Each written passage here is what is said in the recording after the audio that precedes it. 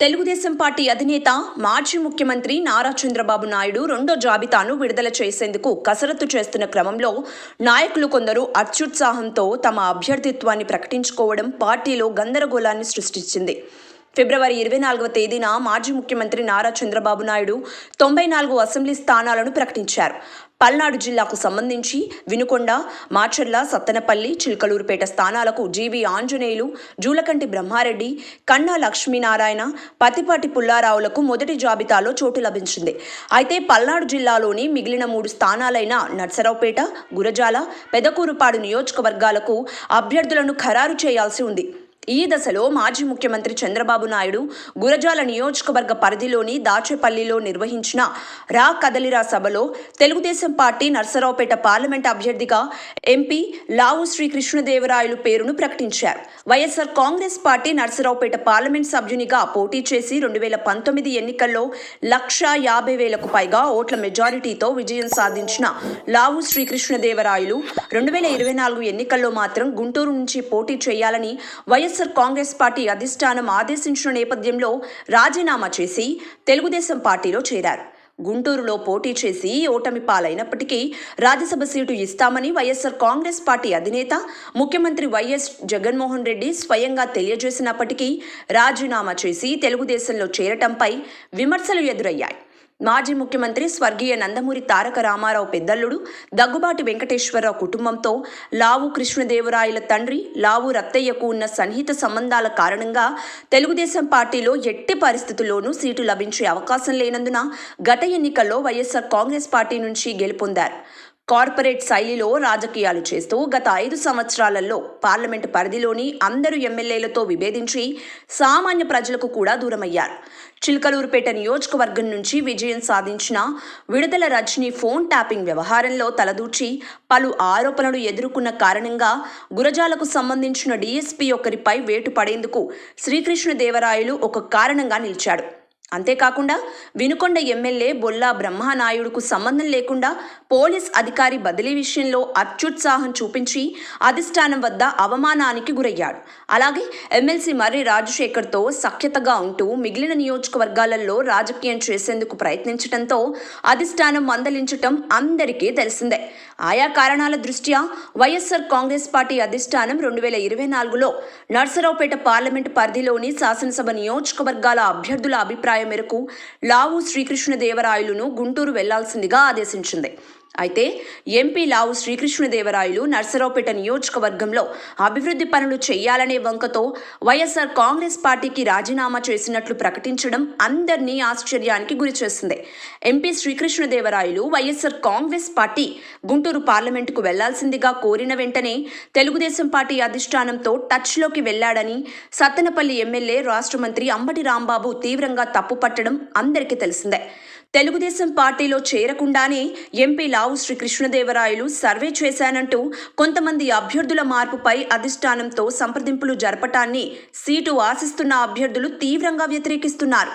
MP Srikrishnadevarayalu తన అభ్యర్థిత్వాన్ని TDP అధినేత నారా చంద్రబాబు నాయుడు ఖరారు చేసిన నేపథ్యంలో వైఎస్ఆర్ కాంగ్రెస్ పార్టీ నాయకునిగా పదవులు అనుభవిస్తున్న ఎమ్మెల్సీ జంగా కృష్ణమూర్తికి గాలం వేసి తన వైపు తిప్పుకునే క్రమంలో గురజాల ఎమ్మెల్యేగా ఉన్న కాసు మహేష్ రెడ్డిపై విమర్శలు చేసే విధంగా ప్రోత్సహించారు. అంతేకాకుండా వైఎస్ఆర్ కాంగ్రెస్ పార్టీ ప్రభుత్వంపై జంగా కృష్ణమూర్తి మితిమీరి మాట్లాడే విధంగా వెనకుండి చక్రం తిప్పారు. ఎంపీ లావు శ్రీకృష్ణదేవరాయలను గుడ్డిగా నమ్మిన ఎమ్మెల్సీ జంగా కృష్ణమూర్తి పరిస్థితి ఆందోళనకరంగా తయారైంది.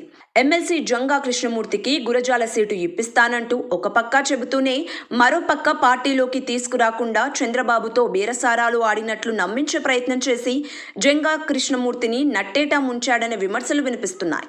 ఎంపీ శ్రీకృష్ణదేవరాయలు మాటలు నమ్మిన జంగా కృష్ణమూర్తి పరిస్థితి ప్రస్తుతం ఆగమ్య గోచారంగా మారిందని తెలుగుదేశం పార్టీలో చర్చ జరగడం విశేషం. ఒక పక్క ఎమ్మెల్సీ జంగాకు గురజాల సీటు ఇప్పిస్తానని వాగ్దానం చేసిన ఎంపీ లావు శ్రీకృష్ణదేవరాయలు నర్సరావుపేటలో జరిగిన తెలుగుదేశం పార్టీ విస్తృత స్థాయి సమావేశంలో మాట్లాడుతూ రెండోసారి బీసీ అభ్యర్థి అయిన డాక్టర్ చెదలవాడ అరవింద్ బాబు 2024 ఎన్నికల్లో పోటీ చేయనున్నట్లు ప్రకటించి అబాసు పాలయ్యాడు. తెలుగుదేశం పార్టీ అధిష్టానం అంగీకారం లేకుండా స్వయంగా చొరవ తీసుకుని నర్సరావుపేట అభ్యర్థిగా డాక్టర్ చెదలవాడ అరవింద్ బాబును ప్రకటించే సమయంలో గత 40 ఏళ్లుగా 2 గీతల మధ్య ప్రజలు ఉన్నారంటూ కమ్మ రెడ్డి కులాలను ఉదహరిస్తూ నర్మగర్భంగా మాట్లాడటాన్ని సభలోని నాయకులే ఈసడించుకోవటం కనిపించింది. ఇక్కడ ఎప్పుడూ లేని విధంగా ఈసారి బీసీ క్యాండిడేట్ని రెండోసారి రిపీట్ చేస్తా ఉన్నాం. ఇదివరకు ఏదైతే ఉందో ఒక గీత, ఇటు నుంచి అటు రాము, అటు నుంచి ఇటు రాము, ఎవరో గీశారు. ఆ గీతలోనే ఈ 40 సంవత్సరాలు నర్సరావుపేట రాజకీయం అంతా జరిగిపోయింది. ఈసారి ఆ గీతని అరవింద్ బాబు పూర్తిగా టీడీపీ అధినేత చంద్రబాబు నాయుడు రెండో జాబితా విడుదల చేయకుండానే ఎంపీ లావు శ్రీ కృష్ణదేవరాయలు ఏ అధికారంతో డాక్టర్ చెదలవాడ అరవింద్ బాబును అభ్యర్థిగా ప్రకటించారని పార్టీ నాయకులు ప్రశ్నిస్తున్నారు.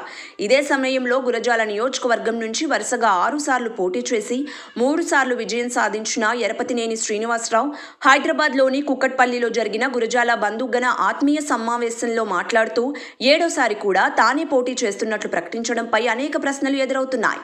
ఒక పక్క ఎంపీ కృష్ణదేవరాయలు, మరోపక్క ఎరపతినేని శ్రీనివాసరావులకు స్వయంగా ప్రకటించే అధికారం అధిష్టానం ఇవ్వకపోవటానికి అత్యుత్సాహం ప్రదర్శించడంపై విమర్శలు వెల్లువెత్తుతున్నాయి. ఎంపీగా ఉన్న సమయంలో శ్రీకృష్ణదేవరాయలు నర్సరావుపేటలో పేరుకి కార్యాలయం ఏర్పాటు చేసినప్పటికీ గుంటూరు కేంద్రంగా కార్యకలాపాలను నడపడంపై అనేక విమర్శలు ఉన్నాయి. ఎంపీ పదవిని అడ్డుపెట్టుకుని తన కుటుంబ సంస్థ అయిన విజ్ఞాన్ యూనివర్సిటీలో జాతీయ స్థాయి సెమినార్లు 2 నిర్వహించినట్టు స్వయంగా ప్రకటించిన శ్రీకృష్ణదేవరాయలు ప్రజలకు అందుబాటులో లేకుండా ఉండటాన్ని వైఎస్ఆర్ కాంగ్రెస్ పార్టీ అధిష్టానం గుర్తించి గుంటూరు నుంచి పోటీ చేయాల్సిందని ఆదేశించినట్లు ప్రచారం ఉంది. మరలా పోటీ చేస్తున్న లావు శ్రీకృష్ణదేవరాయలు ప్రజలకు అందుబాటులో ఉంటాడా లేక యూనివర్సిటీ సెమినార్లకు పరిమితం అవుతాడా అనే $1 మిలియన్ ప్రశ్నలకు భవిష్యత్తే సమాధానం చెప్పాలి.